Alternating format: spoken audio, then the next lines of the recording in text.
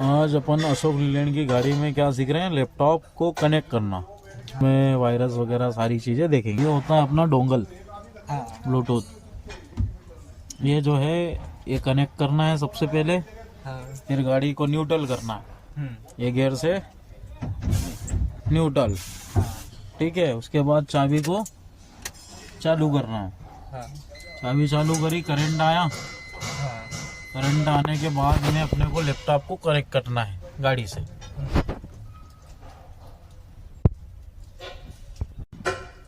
अब ये देख किधर, ये दिख रहा है, ये लैपटॉप है और ये क्या है, गाड़ी। अभी क्रॉस का निशान है, मतलब ये आपस में कनेक्ट नहीं है। अब कनेक्ट नहीं है, तब इसको कनेक्ट करने के लिए ये जो सबसे पहला ऑप्शन है, क्या है सबसे पहला ऑप्शन, डायग्नोसिस स्कैन। तो ये इसको क्लिक करूंगा तो यहाँ पर जो है ग्रीन डॉट डॉट डॉट चालू हो गया। ये देख चालू हो गए ग्रीन डॉट, मतलब आपस में ये एक दूसरे को कनेक्ट कर रहे हैं। ये नहीं चालू हुआ मतलब कनेक्ट नहीं हुआ, ठीक है। देखा वो मीटर पे भी लाइट आ गई, मतलब अब इसका जो डाटा है वो सब सारा कुछ कहाँ आ जाएगा, इस लैपटॉप के अंदर। अब इसमें देख वहाँ पर ये जो लैंप आ रही ना, नॉक्स लिखा रहा यहाँ पर, मतलब क्या आ रहा है उसमें, वायरस आ रहा है एक। तो जैसे ही ये फाउंड कर लेगा अपने को पता चल जाएगा कि इसमें क्या क्या कोड आए। कोड एरर मेरे को फोटो खींच के दिया करना। ऐसा इसमें क्या क्या आ गया देख, तो ये आ गया P2BAD और P20EE। आगे क्या लिखा है इनका description, low NOx conversion across the SCR कटली और NOx limit extend due to spins and rent, air pressure too high DA pressure, sensor rationality, yes purging fed. इसमें क्या क्या करना पड़ेगा अपने को, ये सब आगे बताएगा। अभी इंजन ECU में क्लस्टर ECU, अभी इंजन ECU को क्लिक करूंगा।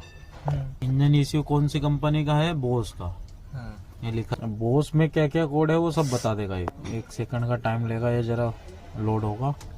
लोड होने के बाद में अपने को ये बताएगा। इसमें सिर्फ एक ही कोड एरर है, वो भी नेगेटिव में, गियर आयरन स्विच प्लॉसिबिलिटी एरर। तो इसकी कपलर वपलर साफ कर देंगे और अभी अपन फिलहाल इसको डिलीट कर देते हैं, एक कोड को।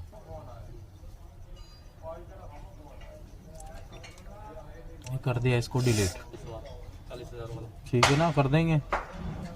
ले आओ अंदर।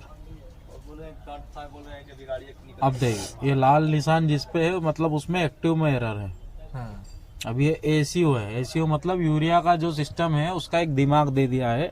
उस दिमाग के अंदर ये सारे कोड अपने को दिखाएंगे।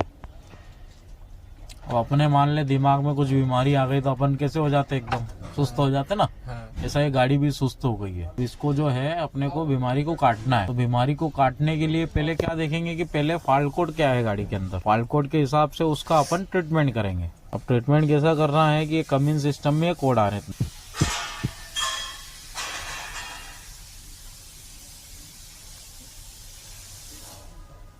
अब इनको भी एक बार डिलीट करके देखते हैं। रबर जो दिख रहा है इधर, ये रबर यहाँ से डिलीट होते हैं।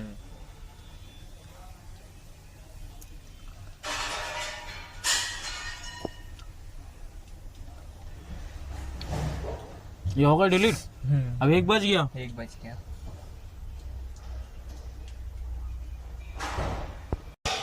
निकाली खोल लिया। ये होती है एडब्लू का नोजल, है ना। अब इसको खोलो।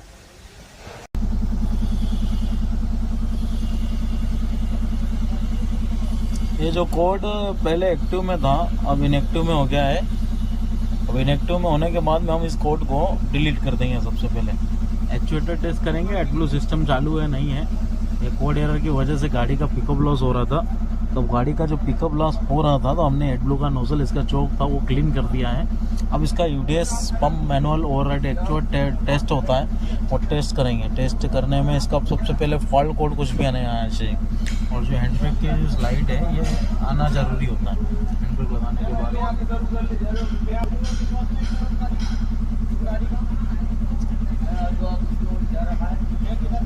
अभी कोड को अपन यहाँ से पहले जो एक्टिव में आ रहा था वो डिलीट नहीं हो रहा था, नोजल साफ करने के बाद में वो इनएक्टिव में हो गया और कोड अब इजीली डिलीट हो जाएगा।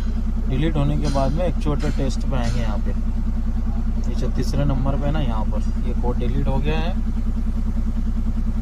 कोड डिलीट होने के बाद में एक्चुएटर टेस्ट पे आए हैं। अब जो एक्चुएटर टेस्ट है यहाँ पर यूडीएस पंप में आना है, कमिंग सिस्टम के लिए। कमिंग सिस्टम में यूडीएस एयर मैट्रिक वाल्व के ऊपर यहाँ पर आके ये जो कुछ पॉइंट है, gear in neutral position, brake, parking applied, engine running, idle, जो यूडीएस से कोई रिलेटेड कोड तो नहीं आ रहे हैं। DF nozzle should be kept out, मतलब जो यूरिया का जो नोजल है, नोजल अपना बाहर होना चाहिए।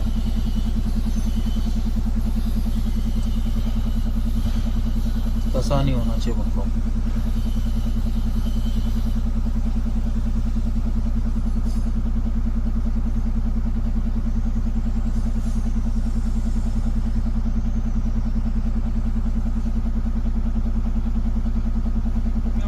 चालू कर दिया है, यहाँ पर सारी वैल्यू आ जाएगी। यूडीएस पंप मैनुअल ओवरराइड में 1800 का प्रेशर आ रहा है पंप का। इधर देखेंगे तो यहाँ पर अब जो एयर प्रेशर लाइन है वो अभी फ्लक्चुएट कर रही है 115 के आसपास। 100 पे नॉर्मल होना चाहिए, अभी फ्लक्चुएट कर रहा है, मतलब कहीं ना कहीं थोड़ी सी प्रॉब्लम होगी। तो इसका जो प्रेशर सिस्टम है एक बार और चेक कर लेंगे। बाकी यूरिया आने लग गया। हाँ ललित बता, कैसा आ रहा है यूरिया?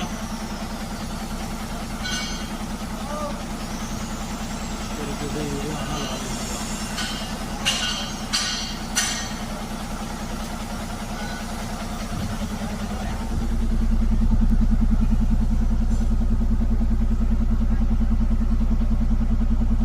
अब इस टेस्ट को मैं थोड़ी देर चलने के बाद में इसके जो लाइन वगैरह है पूरा क्लीन हो जाएगा। पंप का प्रेशर मेरे को मिल जाएगा, 100 पे आ गया।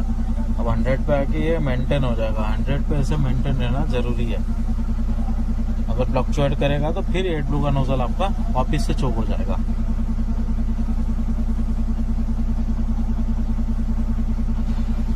ये अभी फ्लक्चुएट कर रहा है।